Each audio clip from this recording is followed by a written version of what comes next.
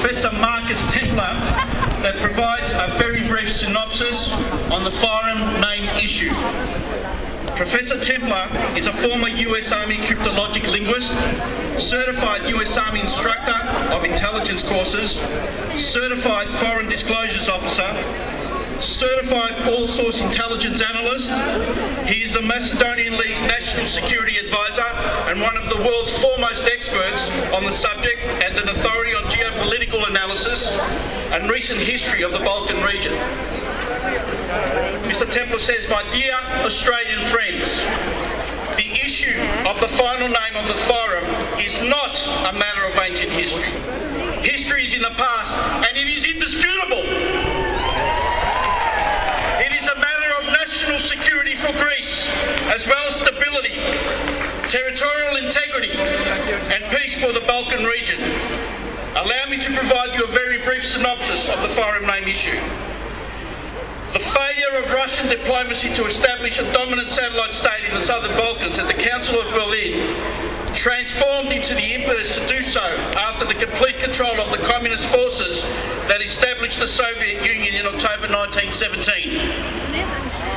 The new Russian-led government realised that to spread the communist ideology and encroach as many lands as possible for the benefit of the Soviet Union, the state had to continue the foreign policies of Imperial Russia.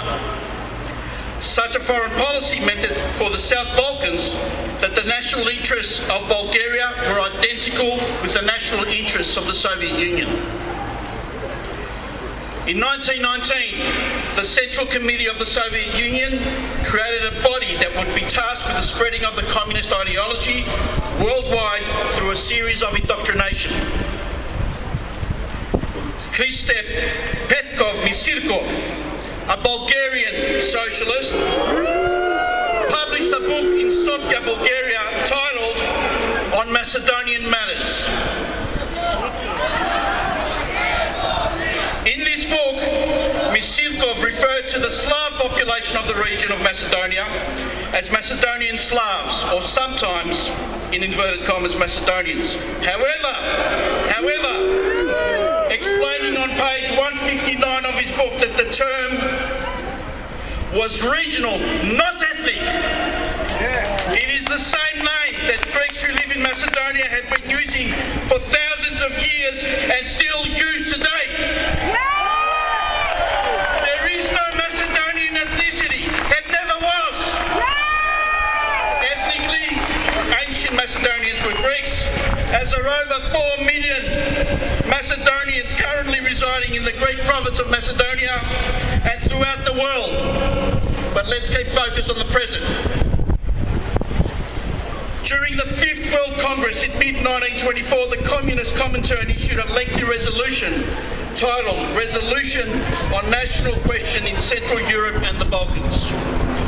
The resolution declared the establishment of the Balkan Federation to be created in the region of Macedonia from territories of Yugoslavia, Bulgaria and Greece. The communist so-called liberation of Macedonia from the clutches of the capitalist West would be achieved by vigorous support of the national revolutionary movements of loyal communist forces who would terrorise and agitate for the formation of independent republics, which would then unite into one communist state. The people of the region of Macedonia were all inhabitants of those lands, regardless of their ethnic background or religion. Moving forward to the 11th of January 1934, a resolution was drafted in Moscow under the title The Macedonian Question and the Internal Macedonian Revolutionary Organisation. Its purpose was the reinforcement of the previous resolution of 1924. While Section 1 recognised the so-called Macedonian nation not as a community of descent or ethnicity, if you like, but as a political entity or a state, to use the words of the communists. In Section 2 of the resolution, the Communist Comintern appointed the government of the state to a Slavic organisation, transforming into a nation state. As for the people of the region of Macedonia, according to the communists, were again all inhabitants of those lands, regardless of their ethnic background or religion. Section 2 of the resolution referred to the governance and indoctrination, or brainwashing, if you like, of the people mentioned above. It is remarkable that not one of the above documents referred to a Macedonian people as a community of descent, that is, a nation in an ethnic sense. On the contrary, the main goal was the appropriation of lands, which would be seized by the communists and indoctrinated by the Slavs. At first, the communists of Skopje attempted to connect themselves to the ancient Macedonians, but they were turned down by the Yugoslav communists as their claims, and I quote, deceptive, close quote. Simultaneously, Yugoslav communists were adamant, and I open the quotes again, we cannot recognise you as a national distinction, close quotes, that is an ethnicity. In fact, there is no explicit recognition by any legal authority in the Marxist Yugoslavia of any ethnic group called Macedonia. For Yugoslavia, the Macedonian ethnicity developed in the same manner that the Montenegrin ethnicity did, implicitly. It is in this spirit which Kiro Gligorov, the first foreign president, addressed your Australian foreign diaspora, making it clear to them who refuse to accept the facts with respect to their Slavic ancestry. And according to historian Eugene Borza, and I quote, modern Slavs cannot establish a link with antiquity as the Slavs entered the Balkans centuries after the demise of the ancient Greek kingdom of Macedonia. Only the most radical Slavic functions, mostly from the comfort of affluent United States, Canada and Australia, even attempt to establish a connection to antiquity. Politics in the Balkans transcends historical and biological truths, said Borza.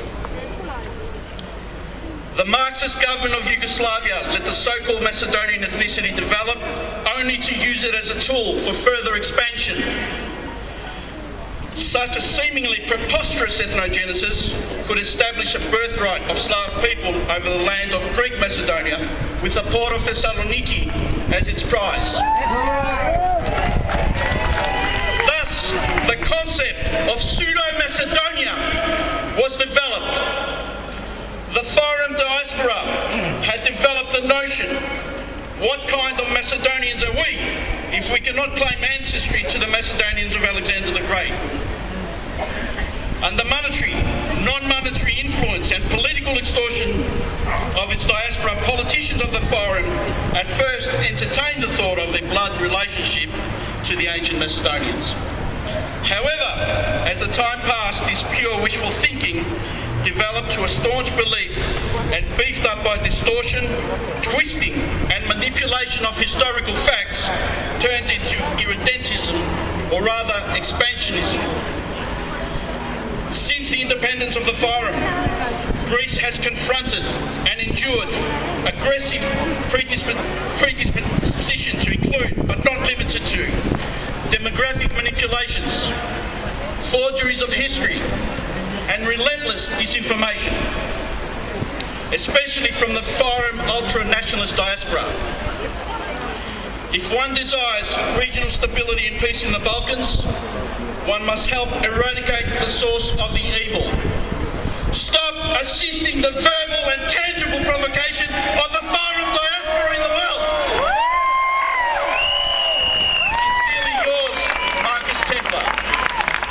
If anyone would like more information on this synopsis by Marcus with citations and academic quality research, you can find more insightful articles on the MacedonianLeague.org website. I encourage you to visit that.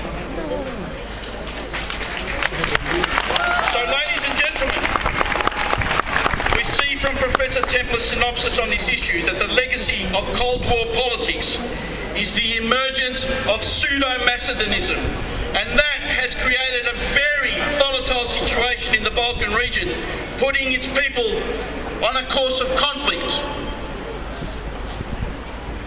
A recent survey conducted in Skopje, the capital of Fyrom, by the Institute for Democracy Societas Civilis showed that 61% of the multi-ethnic residents of the Republic accept the change of the Republic's name. Of these, 44% accept a new name that does not include the name Macedonia.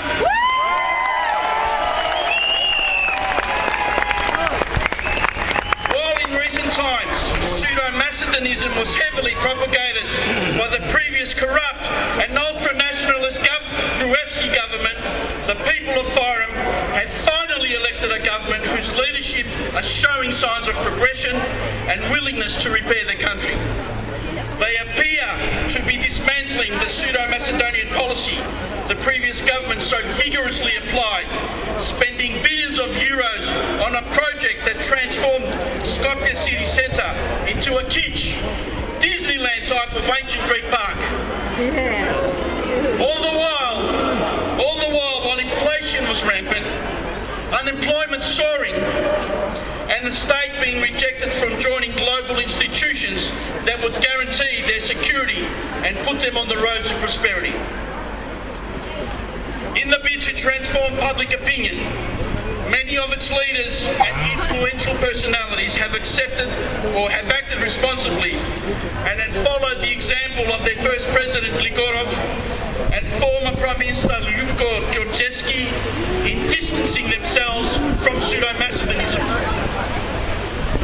Fyrom is desperate to enter NATO and the EU, and Greece and the Greek people are ready to support their Euro-Atlantic aspirations once they drop pseudo-Macedonism and their expansionist agenda.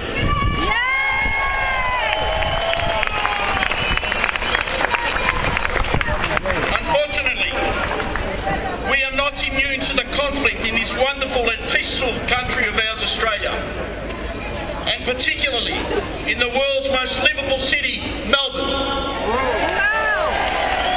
The growing sentiment against pseudo-Macedonism in Fyrom has not reached their diaspora, who in the comfort of their well-functioning state, stable employment and economic prosperity prefer to support proponents of pseudo-Macedonism. Despite their Slavic heritage, which they should be very proud of, they prefer to parade around as descendants of Alexander the Great and other ancient Greek historical figures.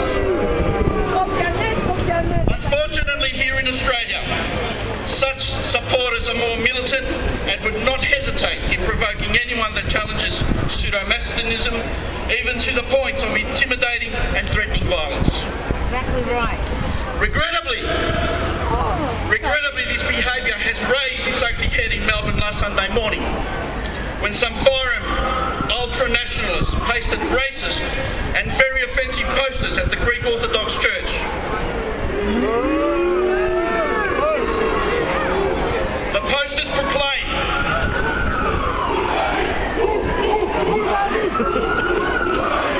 proclaim their expansionist agenda at the expense of Greek, Albanian and Bulgarian territory, while using images of the Star of Vergina, a Greek national symbol, and Alexander the Great. Another poster had an image that desecrates the Greek flag with some very racist and derogatory terms that caption the image. This behaviour is reminiscent of the 90s, where tensions grew so high between our communities that it led to violence and fire bombings of churches and other community buildings. The windows of the Pan-Macedonian Hellenic Centre in North Fitzroy still display the bullet marks from that period. As recently as yesterday, this building was once again vandalised by ultra-nationalist thugs. We are confident, though, that our outstanding police force is on top of this dangerous situation and will prevent matters from escalating.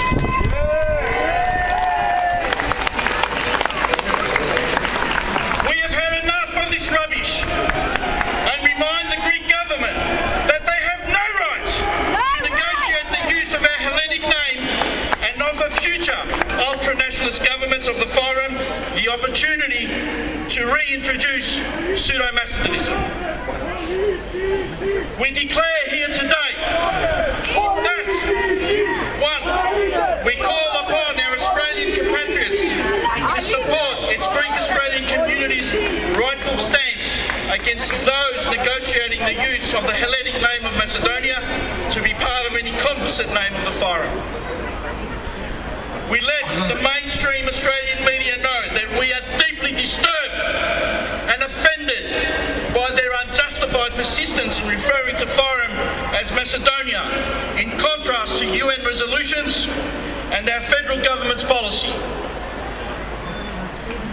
We have had enough of being discriminated against by media and many quasi-government organisations that refer to forum as simply Macedonia and the Slavs of forum as Macedonians.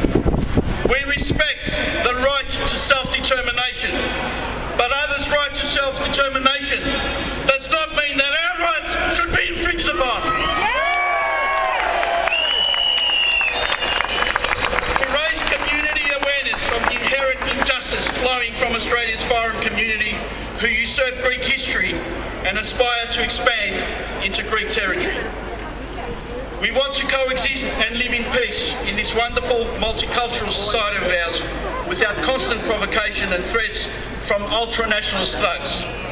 And finally, we want to call for the recognition of the human rights of indigenous Macedonian ethnic Greeks living in the state of Forum. Thank you.